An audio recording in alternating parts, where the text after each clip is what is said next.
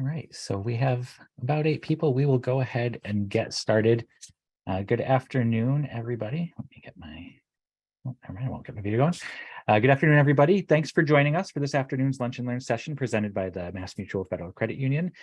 My name is Damon DiPaolo. I'm joined here by my colleague, Gary Nelson. We're from MassMutual's Enterprise Cybersecurity team, and we're going to talk about some of the common cyber threats that you might experience and the ways to protect yourself against them so that you're not victims to cyber criminals. Before we get started, some quick housekeeping. This session is recorded, as you may have heard just a moment ago. We do ask people to stay on mute if you are unable to unmute yourself, which you're probably not because we're in webinar mode, but just in case, please try to stay on mute during the session to keep noise to a minimum. We are going to have time at the end for questions, so you can feel free to drop questions into the Q&A function throughout the course of this meeting, or ask them at the end if you want to raise your hand to come off mute and ask your questions then. And with that, I will pass it over to Gary to get us started. Very good, and thank you very much. Again, good afternoon. As Damon said, my name is Gary Nelson. I work also on MassMutual's Enterprise Cybersecurity Department, and I'm happy to join you today. We're going to scratch the surface on some cybersecurity topics to provide some information and resources on how to protect yourself from cyber criminals. The threat that gets the most press right now is phishing, so we'll start there. Phishing is, for those that you don't know, phishing is where an attacker sends a fraudulent email designed to trick you into revealing sensitive information to the attacker or to deploy malicious software such as ransomware. Phishing is another type of phishing, we'll call them, or voice phishing is a form of fraud that uses phone calls and voicemails to trick you into disclosing personal information again. And phishing attacks can take the forms of calls from live agents, pre-recorded robocalls, and a combination of both. And another item is smishing, which uses cell phone text messages for the bait to induce you to, again, divulge personal information. So just as an example, what would you do if a suspicious stranger came up to you on a street and tried to lure you down a dark alley? Obviously, you'd sense danger, you'd run or walk away, and you'd call out for help.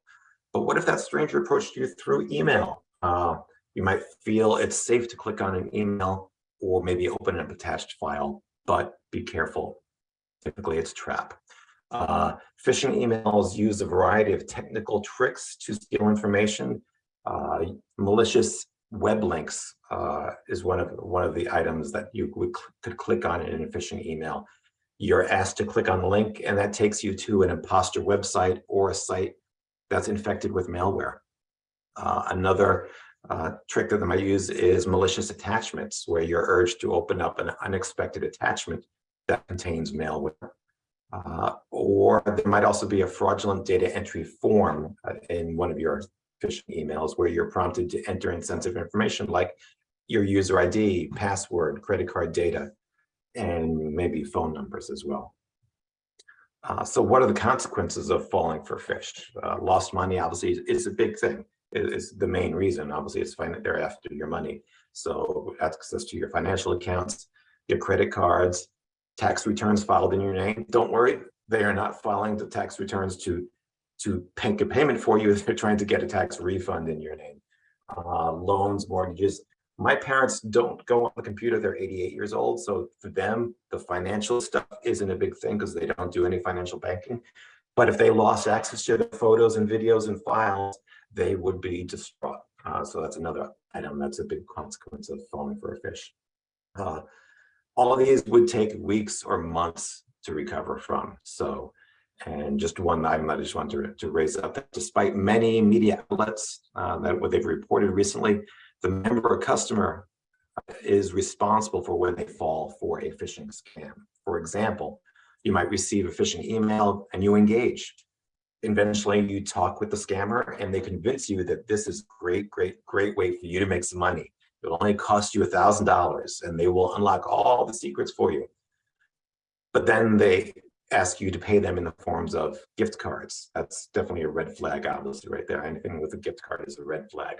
Once the victim gives out the gift card information, they're out the money. The victim processed these transactions. There's nothing that the financial institution can do. At that point, the victim is out of the money since they technically authorized these transactions. So here's some red flags, what to look for in your emails, in your inbox. In the from section, do you not recognize the sender? Do the name and email address don't align with each other or the alleged company that it's coming from? In the to field, are there other people on the email distribution that you don't know? I know I get a lot of these where I'll get an email and I don't recognize it, and in the to field there's a bunch of other people that I don't know, so I immediately delete them. Hyperlinks, the blue highlighted stuff that's on the email. If you hover over those hyperlinks, it could display a totally different website that doesn't align with the sender or the company that it's supposedly coming from. The date and time is another red flag. It was sent on a Sunday at 3 a.m. A lot of phishing emails are set out through what they call a batch mode, where they just blast out thousands upon thousands of emails. So yeah, in the middle of the night, that's a biggie. Also, the attachments. There are many dangerous file types, such as .exe, any of the Microsoft Office items that's ended with like a .docm or .xlsm. The M stands for macros. That's computer code. So be careful of those. Zip files, you don't really know what's in that zip file until you unzip it. And the content of the email is obviously a huge red flag. Is there urgency? Is there curiosity? Is there fear thrown in there? Does it really not sound logical, or is it odd? And then does it give you that gut feeling that something's wrong? The proverbial hairs on the back of your head, are they sticking up? That spidey sense, is it tingling? All things which should be red flags to you when you see a phishing email. Smishing. Smishing simply means phishing via text. It's simple yet it's effective. And why is it so simple? Well, recently statistics show that we've become pretty good with phishing from the email perspective. We're getting more careful, more aware of the dangers and how increasingly attentive we are when we're opening up emails in our inboxes. However, it's very different when it comes to texts. This is because we react differently with our smartphones. We use them so much that they're almost a piece of ourselves. We read texts on the go and reply to about 90% of them on average. That's a huge difference in comparison with emails, which we notoriously just delete without even looking. I go through my inbox and delete without even really opening up the emails. But text messages, people interact differently. Consequently, the most lucrative type, or currently the most lucrative type of smishing, is bank smishing. This usually looks like a text alert, allegedly from a financial institution, saying that there's a large transfer being, that's in the process of being done, and you need to give them a call to a certain number to block that fake transfer. If you call, you'll be asked to confirm your personal and banking information, after which your money will disappear faster than you can hang up. So be careful, be wary. I know I've received a few of these. I am a MassMutual Federal Credit Union customer, and I was getting these smishing from Bank of America, other financial institutions that I don't have an account there. So be careful, be wary. So how do you protect yourself against smishing? Here are some common sense things that you can do to avoid being smished. Never reply to texts coming from people that you don't know or phone numbers that you don't know. Such as in this example on the screen, it says a name or a text message coming from a number of 5,000. This is a very obvious sign that it's not really a text, but it's an email sent to your phone. Don't click on links that you receive in texts. If they come from someone that you do know, verify whether they intended to send them to you or not. Don't be tempted by any urgent deals. That's always a fraud. That's always a flag for being fraudulent, anything that's urgent. And never provide any personal information such as your account number or PIN numbers. And if you receive such a request from MassMutual Credit Union, and you report it immediately using the phone number that you find on the website.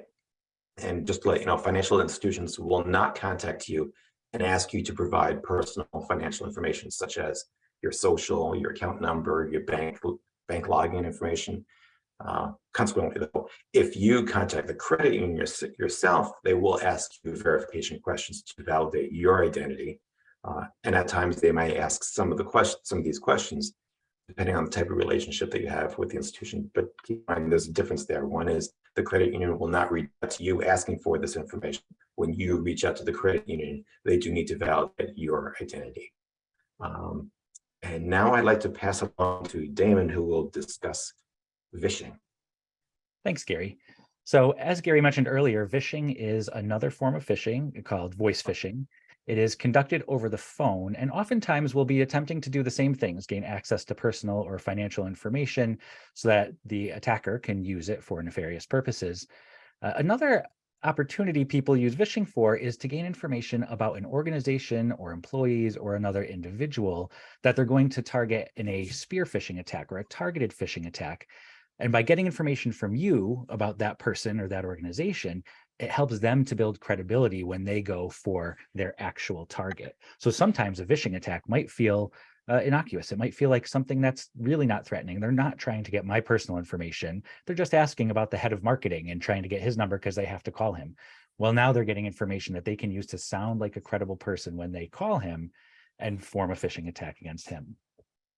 One of the main differences with vishing is that they are personal, right? Calls are personal, they're more believable. There's a person that you're talking to, someone that you can interact with on the other side. They may try to sound stern or authoritative to intimidate you.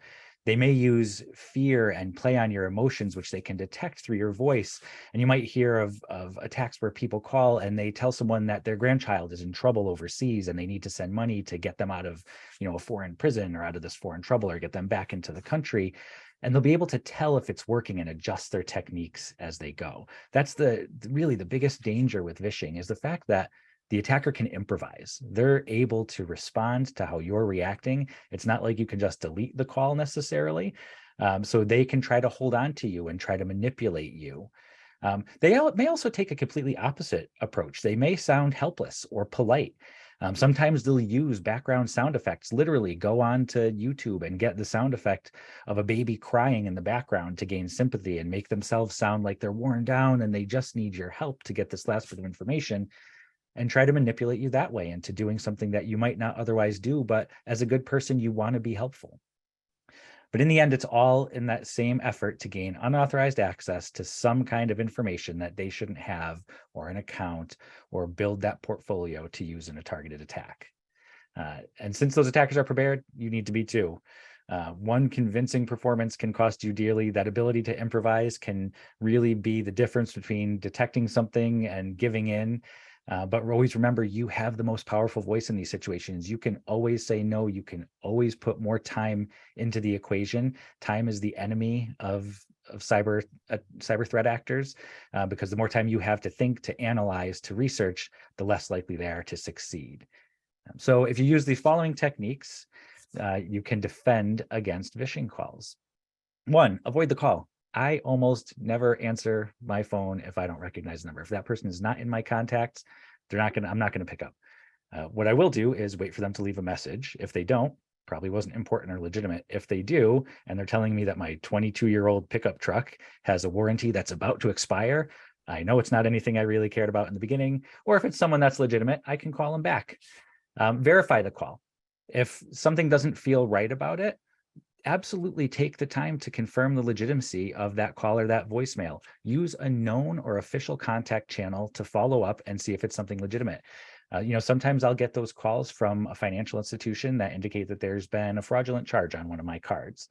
I will not call back the number that they tell me to call back. I'll call the customer service number that's on my card and reach someone that way and ask if there's been fraudulent charges. And generally, if there are, they'll get you to the right people and you get it cleared up.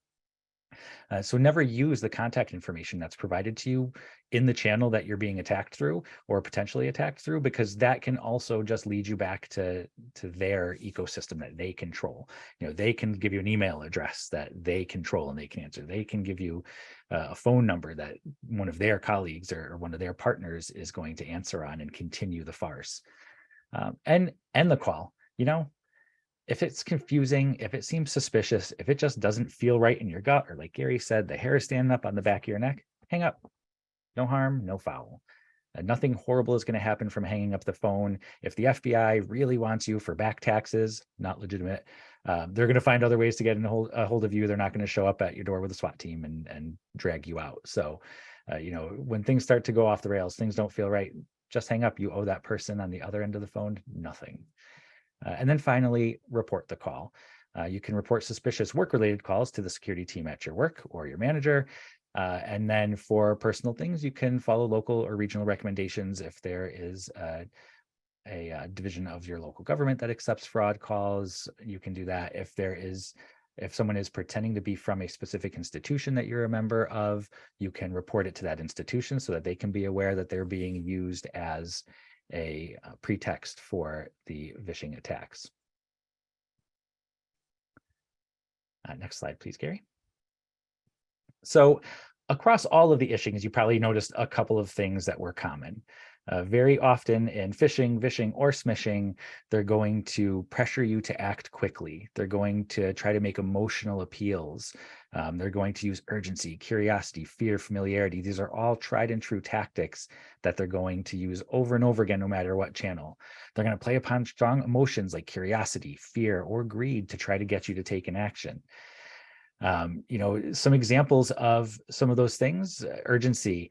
You might get a message saying that your Amazon account has been locked and just click here to restore your access. We're not going to be able to send your package until you click here and we can clear up your access. But the link is only good for 24 hours, so you got to do it now. They'll use current events for curiosity, to raise your curiosity. Hurricane Ian and devastating pictures from that were used in phishing attacks. The death of Queen Elizabeth and memorial services, anything in politics, anything in sports, anything that's big in the news, they'll try to piggyback on to get your curiosity piqued, to pretend that they have that next bit of information to keep you ahead of the current events in the news. So you'll click through and see what it is.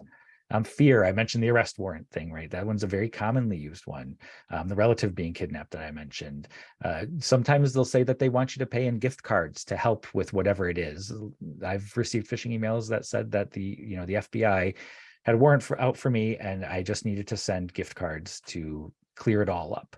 That does not sound right to me in any way, shape, or form. It's a pretty easy trigger, but they'll use it.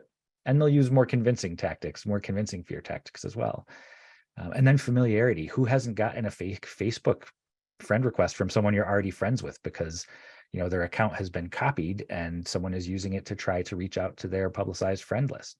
LinkedIn requests. I am personally very tight on who I accept in LinkedIn. If I haven't met you or you're not referred from someone that I know personally, I'm very unlikely to accept your LinkedIn colleague request. And then things like financial trade confirmations or transaction confirmations. We had an individual speak once for us who works at, he founded a company that is focused completely on social engineering protection and helping companies to detect phishing and vishing and smishing attacks. And he tells a story about how he was heading to a conference and got an email about an Amazon delivery that needed confirmation. And he always sends materials to his conferences via Amazon. So he just clicked on it. And right after clicking on it, realized, wait, that didn't really seem right. And found out that it was, a malicious link, and he had kind of complied and fell for it, even though he's a professional in this field. They can be very convincing. They can really get anybody. So you just want to be as aware as possible and know what to do in regards to reporting it, stopping whatever you've started once it's underway, and really breaking that contact as soon as you can, even if you do end up getting caught. And remember, in the end, they all want you to perform some kind of action, be it click on the link, open an attachment, share sensitive information, share personal information. All of these different attacks are geared towards getting you to give up something that you really shouldn't. So don't take the bait, and share these tips with your family, with your friends, with your colleagues, with everybody. It's important that we all learn how to protect ourselves against these types of attacks, because they are very prevalent. They are, aimed at everyone. Nobody is safe from these types of threats. So make sure that you share this so that people you care about also know how to protect themselves. And the key things are: think before you click or react, whichever way you want to phrase it. Don't automatically trust any email message, even if it comes from someone who seems legit. Follow those steps that Gary gave. Hover over, make sure the email address is real. Reach out to the person separately and ask, did you really send me something to open? I've had to do that with my mother before, and say, I wasn't expecting this weird attachment from you. Is this real, or is there a problem with your account? If it sounds frightening or too good to be true, it is. It's too good to be true. It's frightening. So ignore it. Familiar logos, senders' names, personal information, all that stuff can be faked. So have a healthy sense of skepticism when you're approaching things like this, and it'll pay dividends. Be wary of unexpected requests for personal information. Never send account numbers, PINs, social security number, personal information through email or SMS, even if they're making it sound urgent. Go through the known good channel. Use your credentials to log into a legitimate site or to validate through a legitimate number, and understand the validity of the request before you provide any information back. And verify any kind of attachments before opening or downloading, whether they come through computer or through your phone, SMS, email, whatever. Even if it seems to come from someone or some company that you trust, don't open it until you've been able to validate it and make sure that it's something that you should be engaging with. So we're going to move away from the ishings a little bit and talk about some other threats. And the first one we're going to tackle is ransomware. And the reason we paired this right after phishing is because it's one of the things that you may end up getting infected with if you fall for a phishing attack and click on a link or open up a document or whatnot. So ransomware is a nasty type of malware that basically encrypts your computer files. It locks all your files so you no longer have access to them, and then demands that you pay a ransom, oftentimes in some sort of untraceable currency like Bitcoin or other cryptocurrencies, and pressures you with a timer that's counting down until your files are deleted or shared or locked forever. Ransomware has been on the rise year after year. In 2021, 37% of organizations were hit with ransomware, costing upwards of $20 billion. That number is expected to hit $265 billion in ransoms by 2031. $265 billion over a 10-year period. That's the growth from 20 to 265. Targets can range from businesses to city governments to hospitals, nonprofit organizations, and private individuals. Ransomware is becoming easier for cyber criminals to deploy. So they can take a broader approach with it and go down to individuals that might just come across it and get it, and they'll see what they can get. Once you have been infected with ransomware, the issue is that your files are no longer accessible anymore, like I mentioned. They will require you to pay in some sort of format that is likely untraceable so that you can potentially recover the content. You have no guarantee that you will be given a decryption key if you do pay. And frankly, the attacker, whether or not you pay, may delete or publish your personal files, right? So the threat that they're presenting to you is that they're going to delete them or share them, post them online. But even if you pay, you don't know if you'll ever hear from them. You don't know if you ever get that stuff back. The best option during a ransomware attack? Well, the best option is to have good backups and frequent backups of your personal files so that when you get a ransomware attack, you can wipe your device and restore your files from a backup. Cloud services offer automatic backup options that are really easy to use and easy to use for recovery. And you can access your files from multiple devices as well when you're using those types of services. So, I always recommend get a good, trustworthy cloud service and start to automatically back up your files to that service on a regular basis. And then that way, if you do become a victim to a cyberware attack, a ransomware attack, a different type of virus, you can just wipe your device and start fresh, and all of your important information is still going to be there. All right, I'm going to pass over to Gary to talk now about social engineering. Thanks, Damon. So social engineering is when a cyber criminal obtains access to information by manipulating people rather than technology. While you may think the most common way hackers breach a system is by breaking through a firewall using a fancy password cracking algorithm. More often than not, breaches occur as the result of social engineering. In fact, according to a recent industry report, 85% of data breaches, 85%, involve a human element in social engineering. So simply put, the social engineer will make up a really convincing story to trick you into doing something for them or granting them access to some private information. You've no doubt seen a number of social engineering examples in movies and on TV, such as a common one might be when a person is trying to fake their way onto a military base at nighttime. The guard that's at the gate there, suspicious about this person, but then the person who's trying to gain access challenges them, says, hey, you know what, the general knows I'm coming. If you want to wake him up, go ahead and give him a call.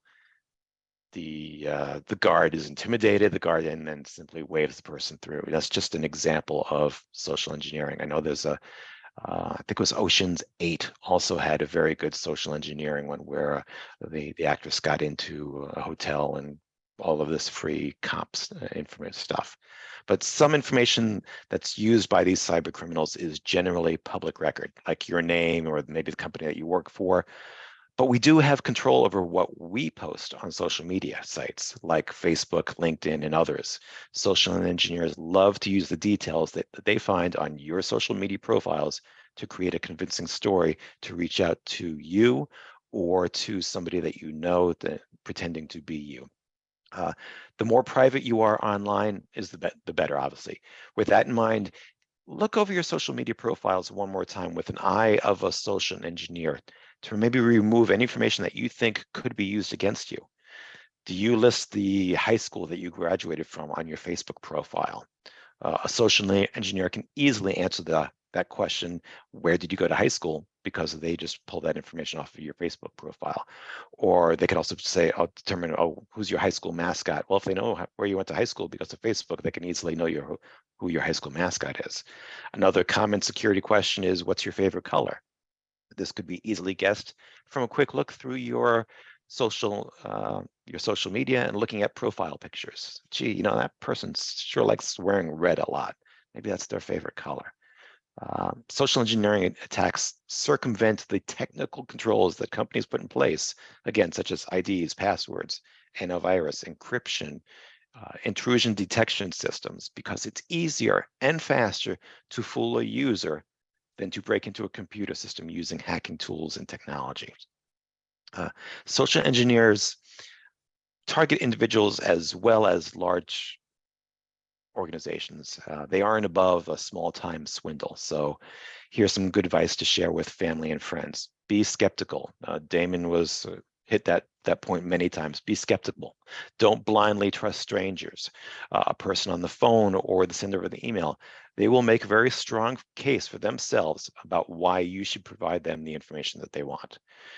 Recognize when you're feeling pressured. Scammers always want you to act without delay, without really thinking clearly. So they often try to create a sense of urgency.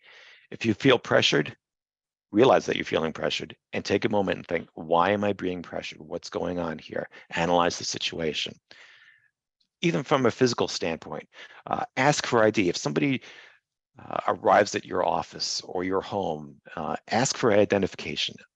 Then confirm the visit by contacting the vendor, the service provider, or the organization through a verifiable phone number, not phone number that the person just gave you their business card on, because there's somebody on the other end of that phone who will tell you, oh yes, this person is legit. Be careful.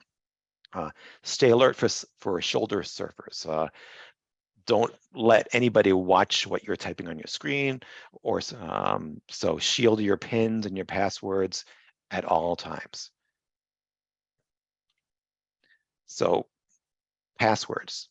Many people use flimsy passwords to unlock their most valuable assets, including money and kind of confidential information.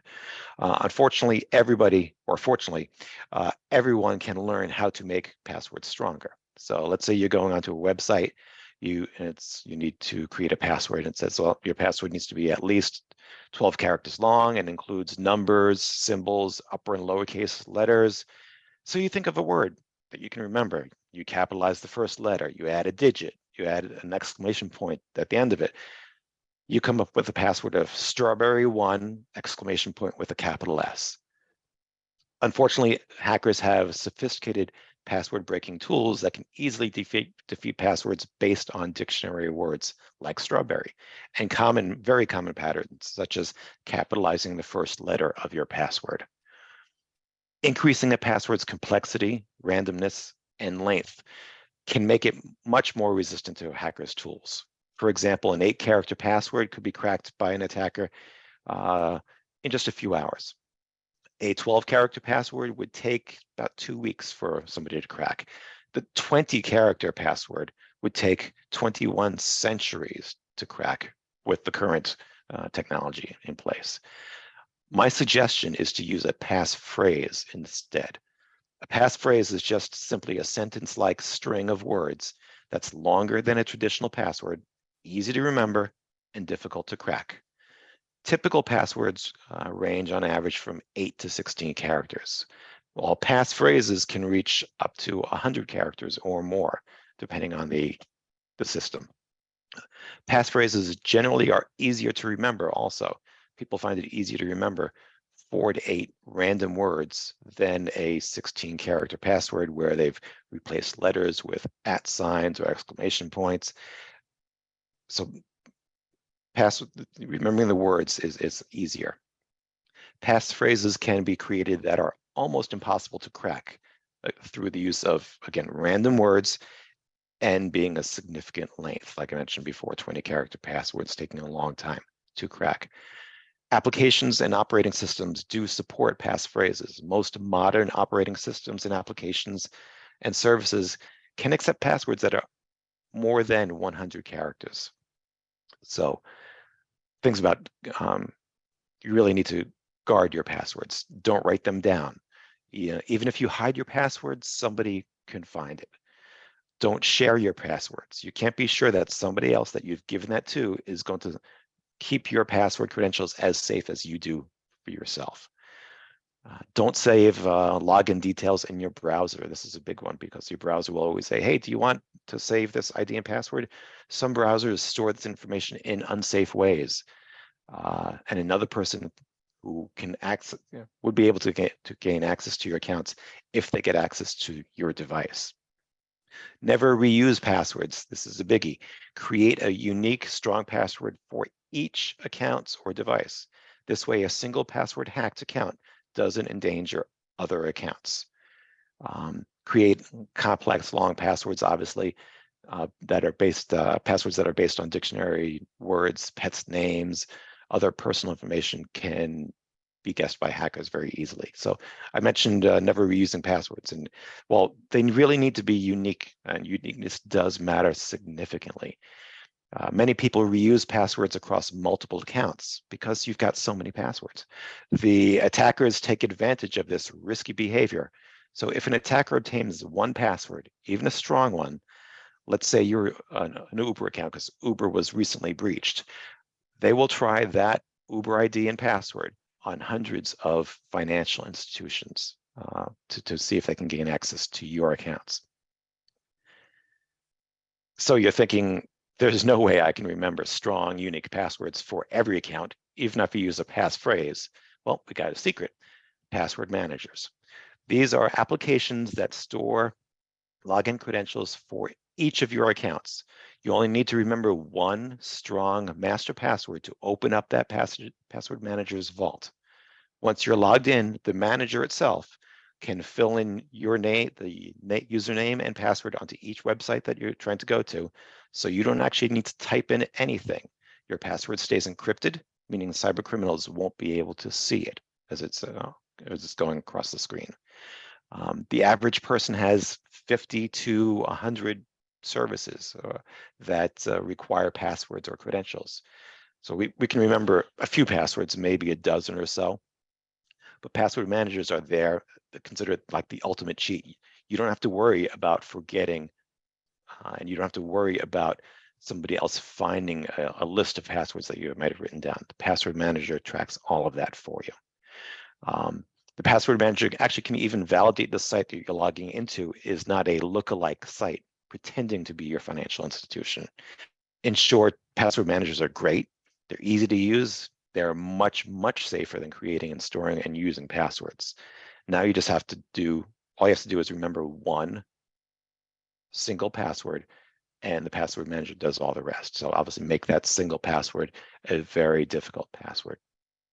On the right side of the screen, I've got multi-factor authentication, also known as MFA. It requires more than one form of authentication, and I do know that the credit union does have MFA. So it requires more than one form of authentication to prove your identity when attempting to access a website or application. But despite the security benefit of having MFA, many users skip this extra layer of protection because it just increases their time for logging onto a system. It's one more tedious step. Don't overlook the security benefits that should not be discounted. Institute MFA whenever and wherever you can.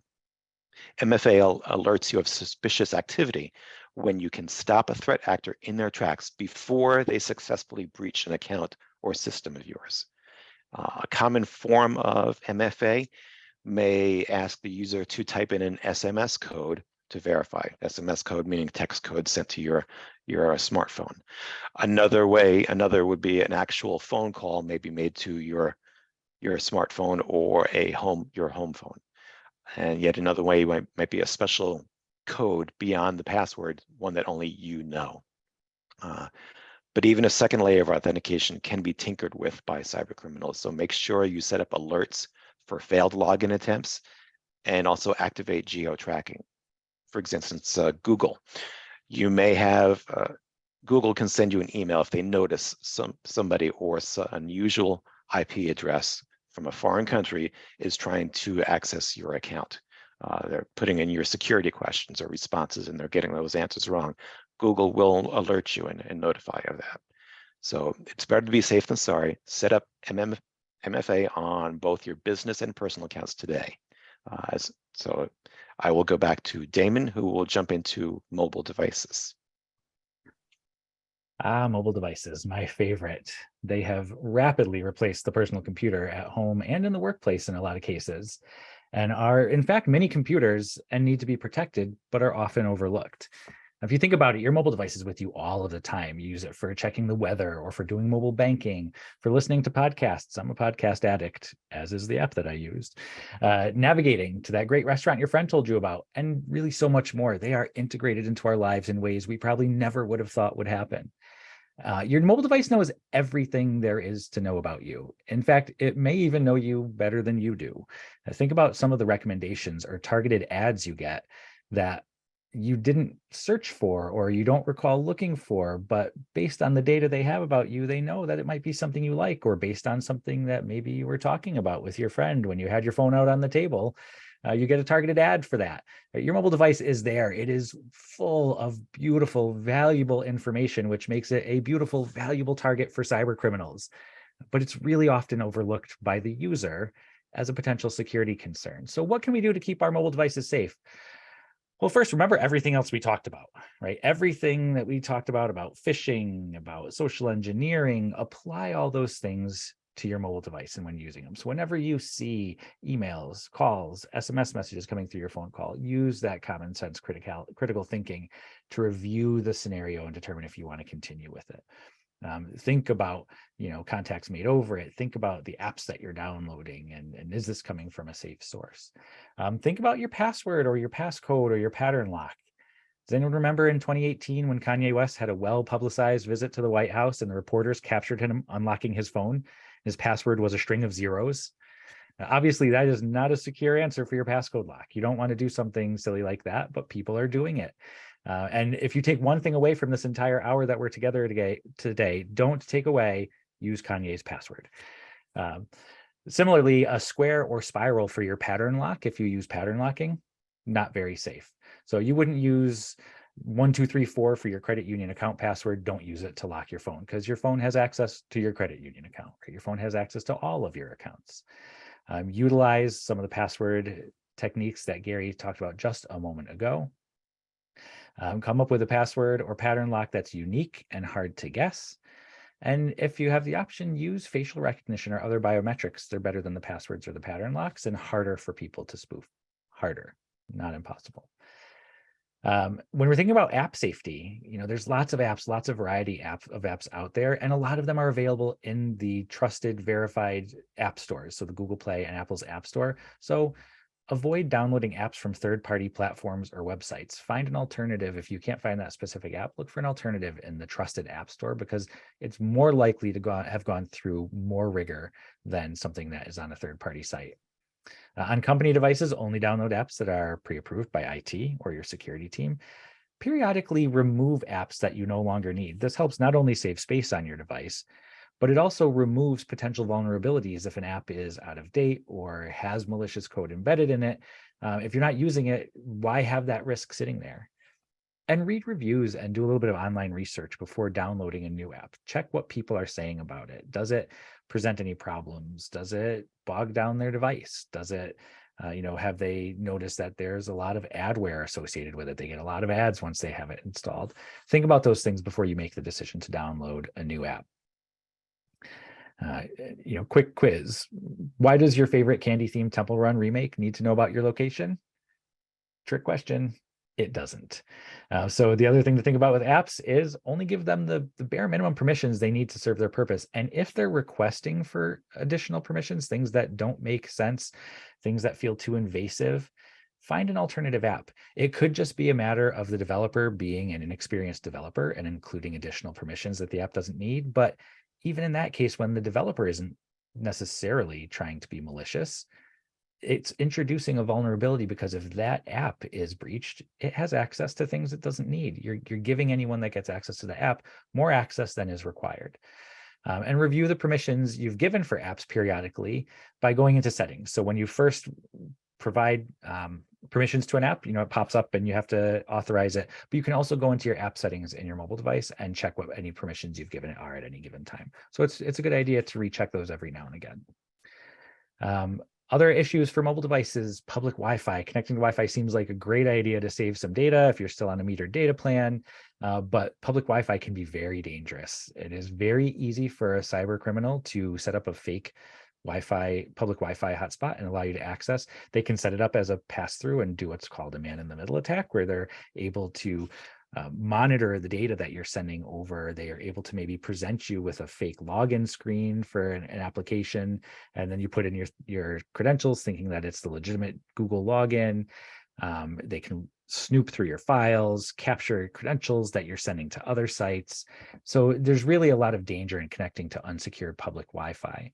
So the best practice is always to stick to personal hotspots or your cellular data plan if your mobile device has cellular data. Having a device like a MiFi or a dedicated personal hotspot device if you're not sharing from a phone. Using privately owned secured networks that require a password and potentially, or hopefully, a password that is not posted all over the place that everyone can have. And also using a VPN, a virtual private network. So you can get very inexpensive VPN software for your mobile devices that allows you to create a secure connection whenever you're connected, if you do have to connect to public Wi-Fi for some reason. And that will encrypt the data that you're sending over that connection and make it harder for someone who has access to the data stream to be able to get anything useful out of what you're sending. And then the final thing is updates. Make sure that your device is set to update automatically whenever feasibly possible. If you get a notification for an update, execute it, do it. System updates give your device the tools they need to defend against newly discovered cyber threats, including malware. They also make them run smoother and fix other issues with the OS, so it's always a good idea. Any outdated OS could have potential security gaps. So make sure you turn on those automatic updates. You can schedule it so that it happens while you sleep, so that you're not having to sacrifice that sweet screen time. And this goes for apps too. Your apps should also be set to automatically update, or if they're not, periodically update them, because they can introduce vulnerabilities, and you want to make sure that any that are being addressed appropriately. And speaking of updates, that goes for all of your devices, not just mobile devices. Updates and patches are important on your computers and your laptops as well. It's very tempting to click ignore or remind me later. Gary and I just had a conversation earlier this morning before we came into this session about updates and updates that were coming through our work devices today and how we could snooze them. But we thought it was better to just do the reboot quick and get the updates installed before our session so that we could make sure that everything was in place. Patches and updates can do things like fix performance bugs, add great new features, but most importantly, the install and almost always install. If you look at the release notes, you'll always see some reference to latest security patches or fixing a vulnerability. So make sure that you do not leave your device out of date. It's like leaving your house door open, even though you have the greatest security system in the world. If you leave it unlocked and wide open, people can just walk right in and steal your stuff. Same goes for your computer and your mobile device. If you aren't updating regularly and quickly, as vulnerabilities are identified, you risk leaving your device unprotected to things that might be old and most people aren't at risk of having exploited. So attacks increase very rapidly when a new update or a vulnerability has been released because people want to get the most they can out of it as people are updating before they get those updates in.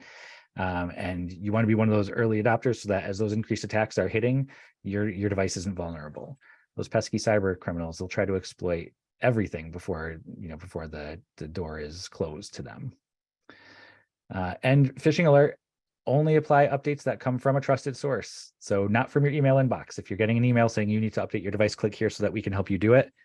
Might be a phishing email. Let's just go through your system update functionality on your computer, on your Mac, on your mobile device, and make sure that it's updating through the proper normal channel. And I know we talked about it with mobile devices, but also on your computer. Remove unused applications and apps and programs from all your devices because they're less likely to get updates if they're old, or if you're not paying attention to them, not starting them frequently enough to get updates, which could mean that they are still introducing old vulnerabilities into your system. And it is also easier to manage updates if you have a smaller set of programs installed. So why have more than you're using and then have to worry about updating them all? All right. And to enable auto updates really quick, we just added this slide in. There's processes on Windows and Mac devices that you can follow. These slides will be available after the session, so you'll be able to utilize these to direct you to how to get those updates automatically installed. All right, Gary, back over to you to talk about working remotely securely and wrap us up. Thanks, Damon. So how do you know what devices are connected to your home network?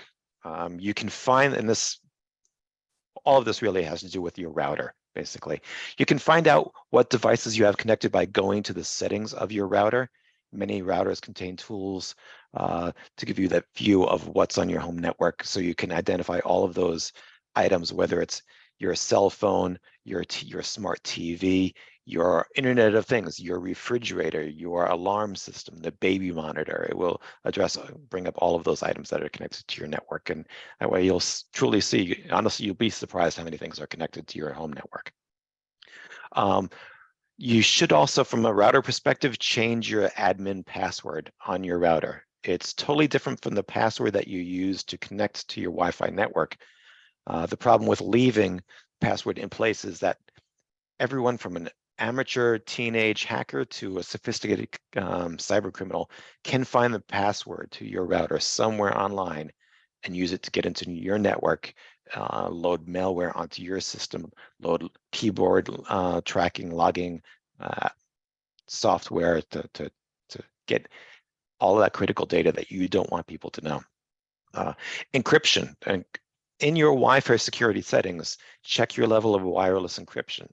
WPA3 is the newest wireless encryption standard, but most routers and devices don't support WPA3 yet. So until it becomes more common, more widely available, choose the WPA2 encryption. And there are multiple different WPA2 options, but definitely choose the WPA2. Don't go back to any of the other options available. Updates. We've talked about updates for various other things. Damon was talking about updates for your wireless device, for your mobile devices, but also do updates for your router. Take the opportunity to upgrade your router's firmware. The router manufacturers often discovered bugs and other issues that need to be addressed, but they identify them after the products have already been shipped out and installed. So updating the firmware on your router is like updating the operating system on your smartphone or tablet. And this step can help eliminate known cybersecurity vulnerabilities and improve performance. This is just a page of good references, and we also will provide this deck to the credit union so that you'll be able to see these links. But the CISA site has a lot of great tip sheets, like quick hits about lots of topics like travel, social media, phishing, great cheat sheets, so to speak. The Safe Computing Online has a bunch of short articles about things, how to tell you, like if your computer has a virus, privacy settings, cryptocurrency, and everything in between. NetSmarts Kids, it has content that's designed for kids age 5 to 17, because they're getting on the, age 5, they're starting to get onto devices, getting some screen time in. Parents, it's also geared towards parents and guardians and educators to help those youths build those cyber muscles, so to speak. The FBI site has great 5-minute videos on content that we've been talking, that we just scratched the surface of today, but they go into more detail. So that's a great site to go to. And obviously this, Have I Been Pawned? I don't know if anybody is, hopefully you're aware of it, but it's a site that you can go to where you can put in either your email address or your phone number, and it would tell you if that email address or phone number has been reported in a security breach. And if so, which security breach was it reported in? Then it's up to you to act on that information. If you know that your password has been breached somewhere, and if you, for some reason, use that password elsewhere, you need to change your password, not only the place that was breached, but everywhere else that you mistakenly, hopefully, don't do it, but where you might also have your password listed. That is the extent of our presentation today. And I was wondering if we had any questions. Feel free to go ahead and ask any questions that you might have.